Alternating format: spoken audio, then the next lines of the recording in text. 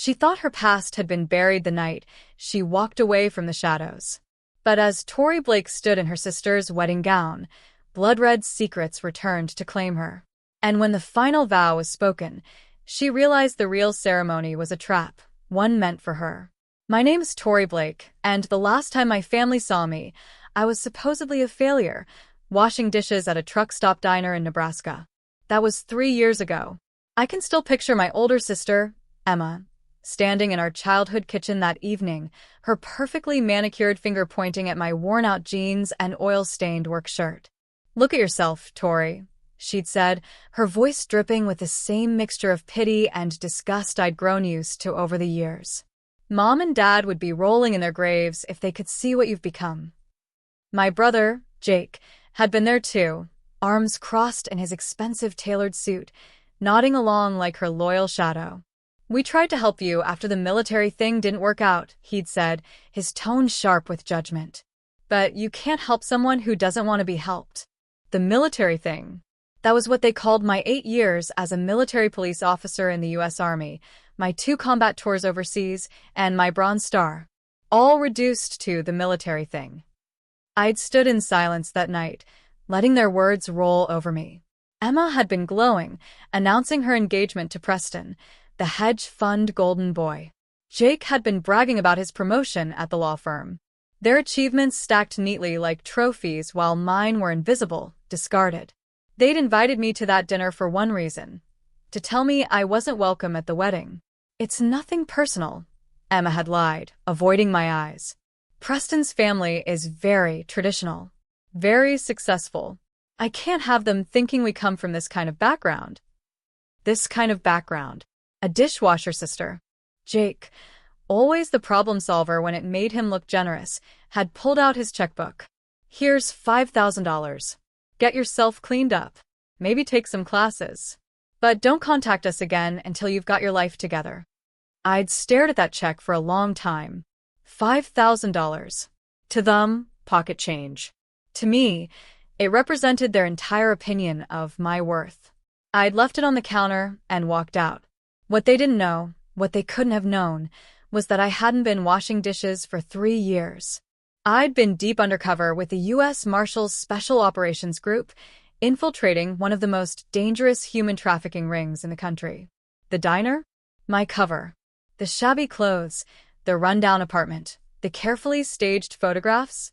All a carefully constructed lie. For 3 years, I had lived in shadows, 18-hour days of earning trust from predators, smugglers, and men who would slit my throat without hesitation if they suspected what I was.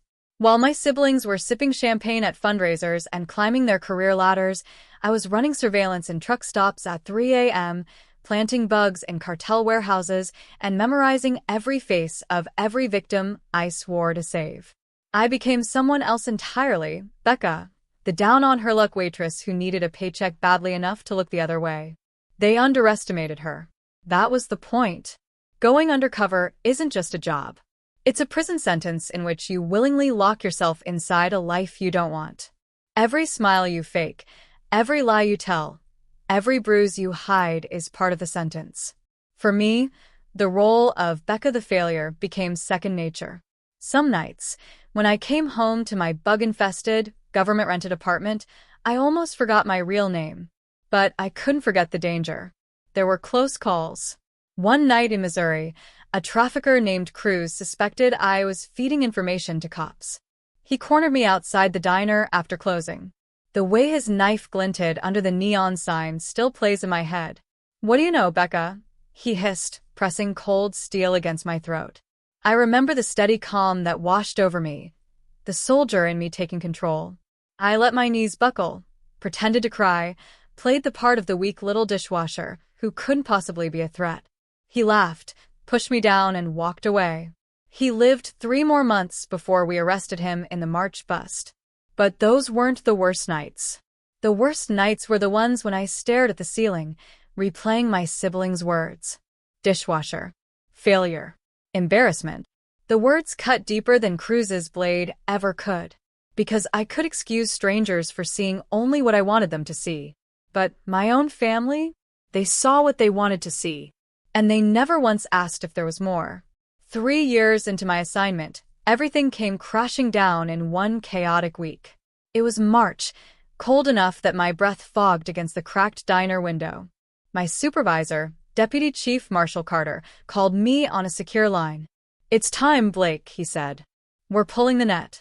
Within 72 hours, coordinated raids went down across 4 states. 17 arrests. 43 victims rescued. 12 of them are children. I was there when we stormed the Kansas farmhouse that doubled as a holding hub. I'll never forget the sight. A dozen terrified faces crammed into a cellar, the relief in their eyes when they saw us. That was the moment I knew every scar, every sleepless night had been worth it. 3 years undercover, and in one night it was over. That Friday, my supervisor shook my hand. "Marshal Blake, pack your real clothes. You're going home." Home. A word that felt foreign. I hadn't been home in years. Emma's wedding was the next day. I'd almost forgotten about it until I found the text Jake had sent months earlier, details of the ceremony at the Riverside Country Club. My official invitation had been revoked, but apparently, he hadn't deleted me from the group text. I thought about ignoring it. I thought about filing my report, disappearing to some beach in Belize, and drowning the last 3 years in margaritas. But another part of me, the part that remembered being 12 years old and invisible between Emma's trophies and Jake's medals, wanted to see their faces, wanted them to know who I was. That night, I laid out my dress uniform for the first time in months. The navy blue gleamed under the hotel lamp. My 5-pointed star badge shone like a piece of fire. The ribbon rack told my story in colors: Bronze Star, Combat Action, Meritorious Service, Medal of Valor. Proof that I was not who they believed I was. For the first time in years, I looked in the mirror and saw Tori Blake, not Becca, not a failure, not a dishwasher. A deputy, US Marshal. A survivor. And yet, beneath the pride, there was unease. Because the job never really ends. As I folded my uniform into its case, my burner phone buzzed with a single coded message from an unknown number. One slipped. "Watch your back." I froze. My pulse thundered. One slipped. It meant someone from the trafficking ring had escaped the dragnet. Someone who knew my undercover face. Someone who might want revenge.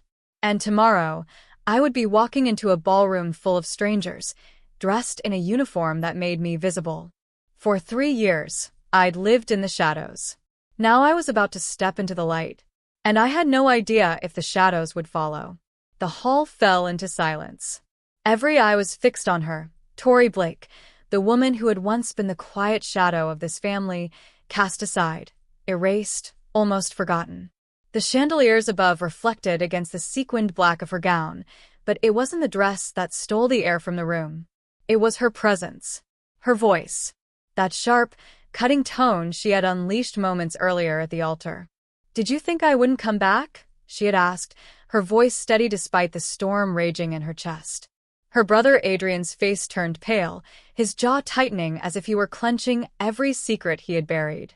The bride, Rachel, froze in horror, her veil trembling. The guests whispered, shock rolling through them like a wave. And then silence again. It was Adrian who finally moved.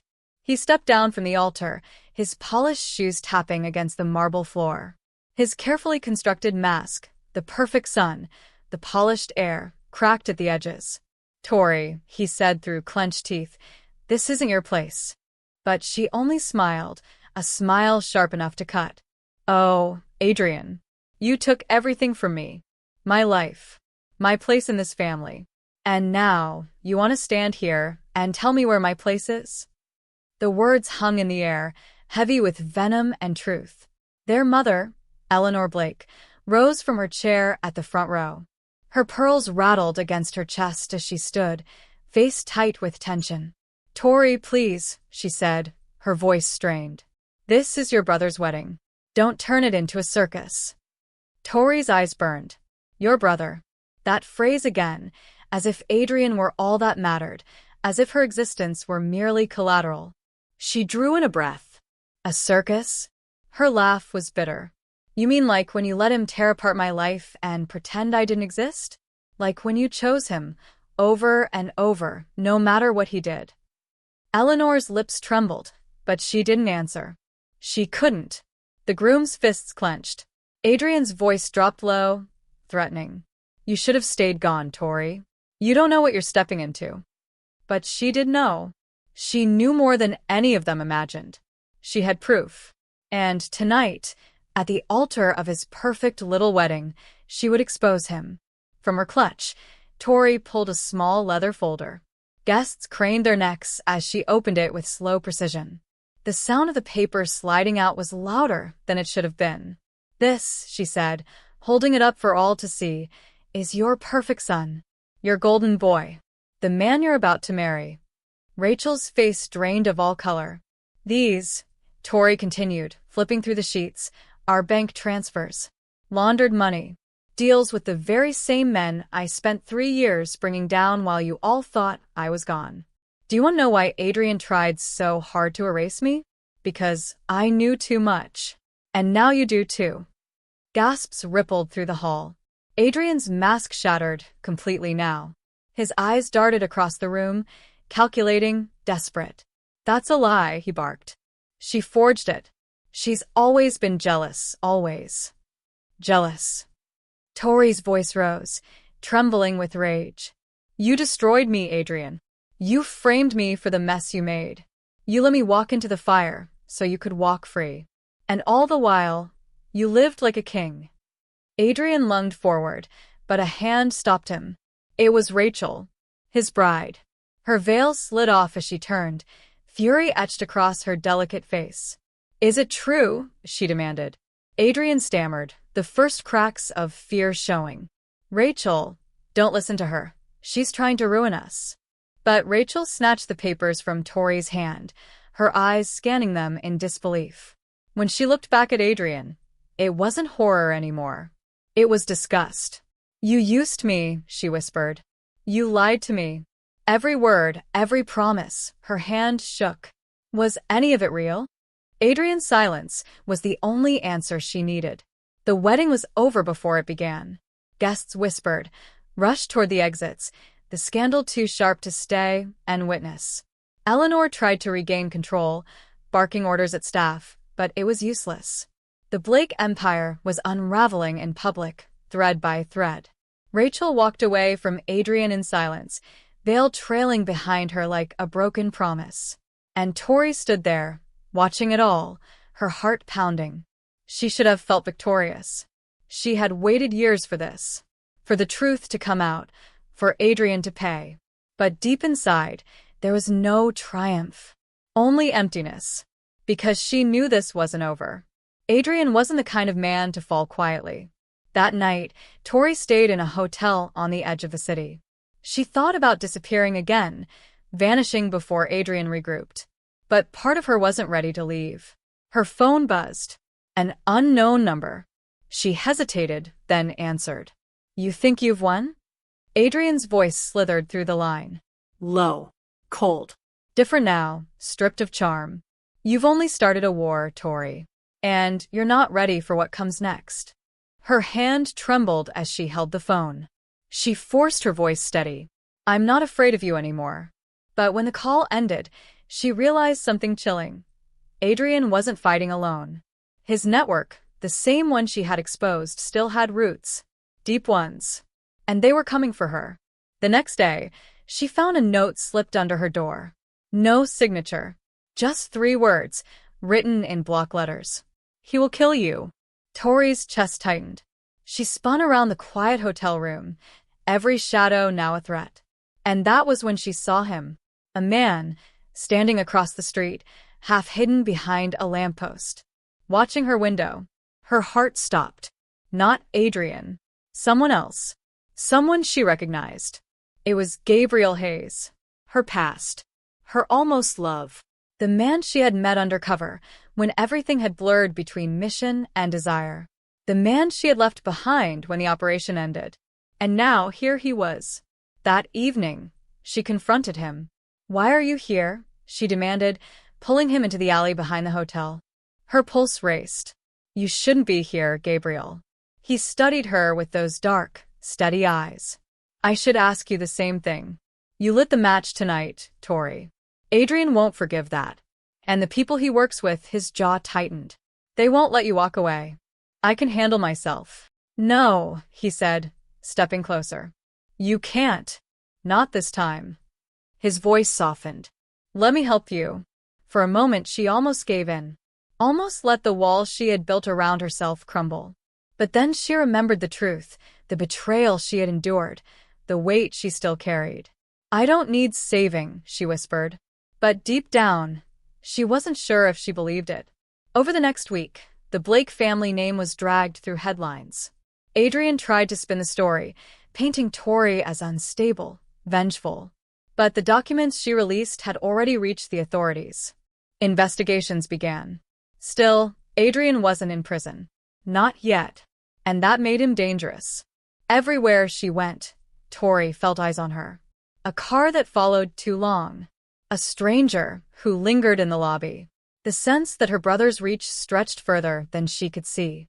And every time she thought she was cornered, Gabriel appeared. Always watching. Always protecting. But she didn't know if she could trust him. Not completely. One evening, a storm rolled over the city. Rain slashed against the windows as Tori packed her things. She was ready to disappear again. Then a knock at the door. She froze.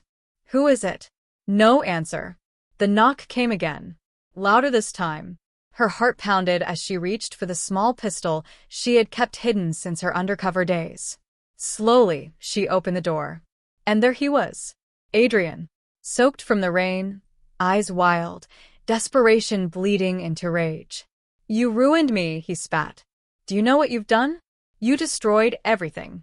And I'm not going down alone. Before she could speak, he lunged. The gun slipped from her hands. They crashed into the table, glass shattering, the storm outside echoing the chaos within. And then a shot rang out. Silence. Her ears rang as she looked down. Adrian was on the floor, bleeding, but she hadn't pulled the trigger. Her eyes lifted. Gabriel stood in the doorway, gun smoking in his hand. Tori's breath came in shallow gasps. Adrian groaned, blood pooling beneath him, but his eyes still burned with hate. This isn't over, he rasped. You don't even know what's coming. And then his eyes closed. But Tori didn't move. Couldn't move. She turned to Gabriel, her heart shattering with confusion. Why are you here? How did you know? His expression was unreadable. Rain dripped from his hair, his jaw set. Because, he said quietly, Adrian wasn't working alone. And the people he answered to, they're coming for both of us. Tori's world tilted. The storm outside howled louder, as if echoing the truth. Her fight with Adrian was just the beginning. And now, something far darker was waiting in the shadows.